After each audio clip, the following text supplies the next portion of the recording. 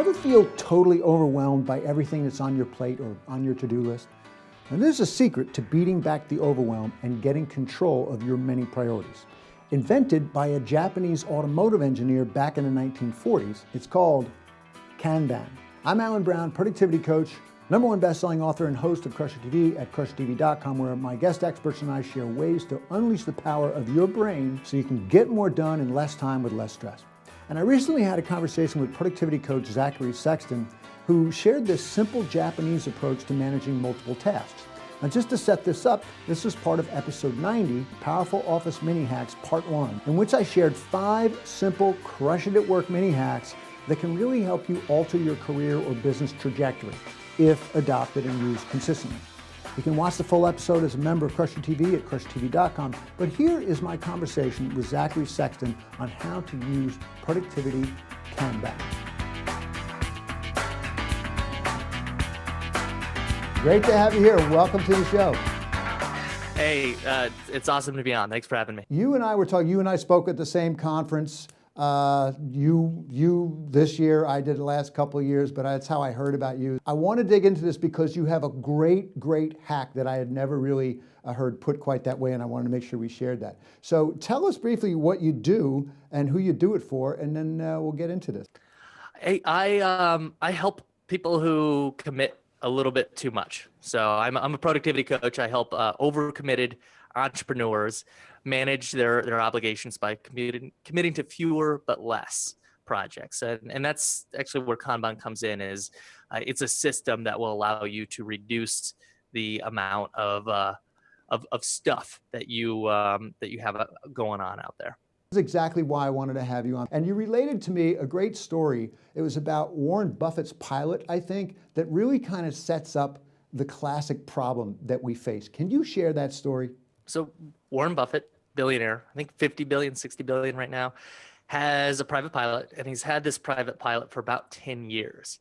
Successful pilot, flew Air Force One and Air Force Two, as well as private pilot for Warren Buffett, asked for some career advice. He just had a lot of ambitions and wanted some advice from the Oracle of Omaha. So Warren told him to go write a list of the 25 things he most wanted to accomplish in his career.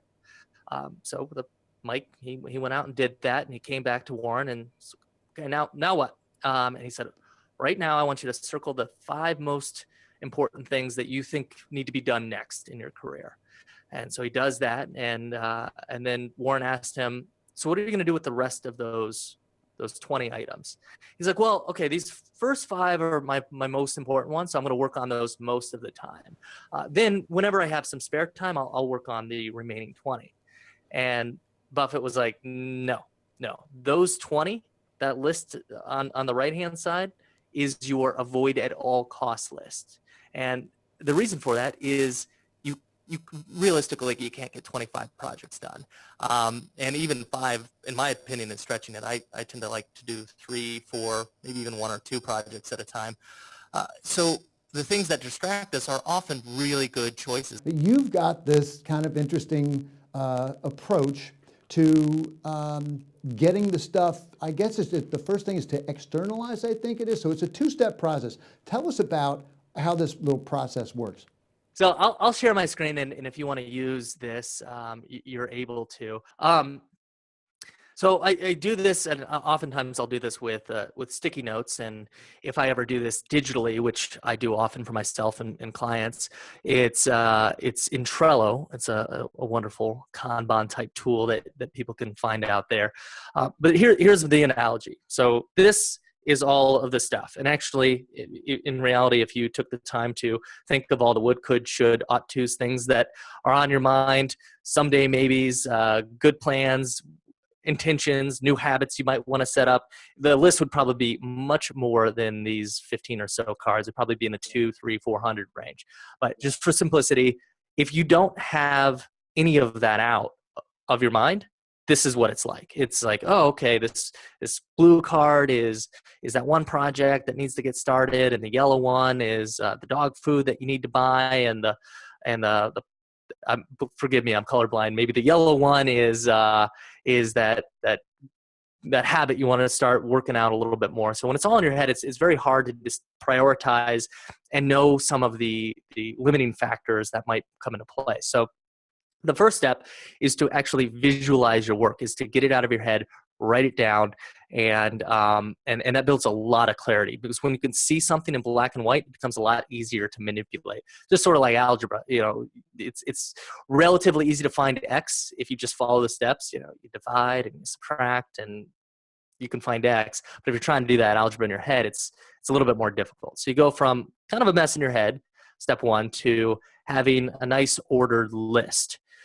The second problem people run into, though, after having this nice list, comes to the problem that Warren Buffett was trying to help Mike Flint with, which was having too many ambitions in their doing pile at one time.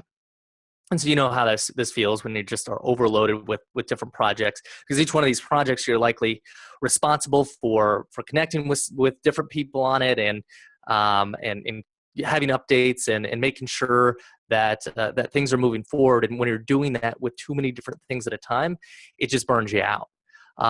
So one of the biggest challenges that people have is limiting their work in progress. So that's the second step, is to limit the amount of projects that you're doing at one time. Different people have different capacities. Different projects might strain your capacity to different degrees.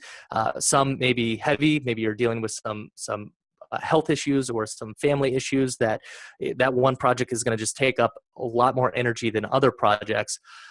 But the big thing is to decide what your factor is. For me, it's usually 3. So I'll try to only have 3 projects going on at any one time. That's why I can't do the video stuff right now, because I already have my projects planned out. And once the one project's done, then it's time to pull another one in. Once that's done, pull another one in. Once that's done, pull another one in. It's going to work for your days. It works great for your weeks. And this is how I help people commit to less but accomplish more, by using this Kanban type system. And the word Kanban you were talking about before is a Japanese term for billboard, and this is what those billboards are, is these little work in progress markers.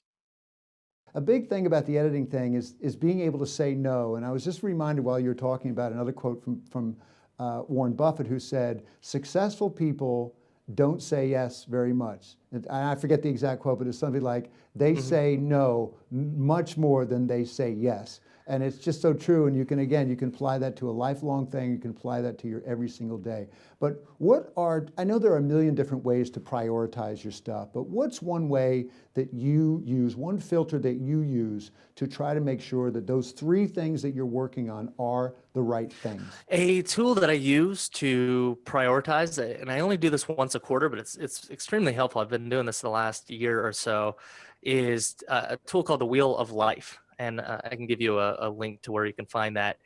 It's got 8 different categories, and it's marked in concentric circles from 0 to 10.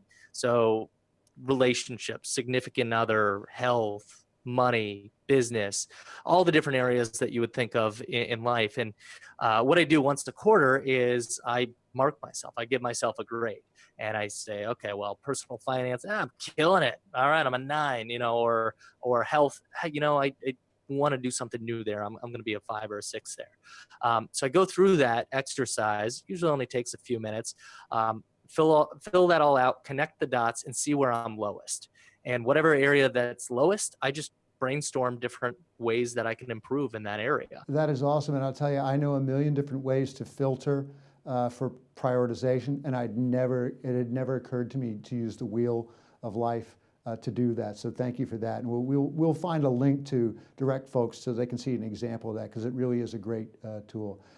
This is just fantastic, Zachary. Thank you so much for sharing this. Tell us where folks can be in touch with you, and I think you might have something to offer visitors to your website. Yeah, if people want to find out more about me and what I get up to, ZacharySexton.com is where they can go. On the homepage, there's an ebook that I created a little while back, the 17 tools that will save you lots of time. They're all my favorite little tech gadgets. And you can find out about the podcast there. It's in iTunes, soon to be Stitcher, and all the other places where you can find podcasts. Every week we interview somebody new to help you make those 1% Kaizen improvements over time. Fantastic. Sounds great. I hope folks go check that out and learn more about you. Thank you so much for being on the show. Let's have you back and talk about more of this cool stuff. Absolutely. Thanks so much, Alan.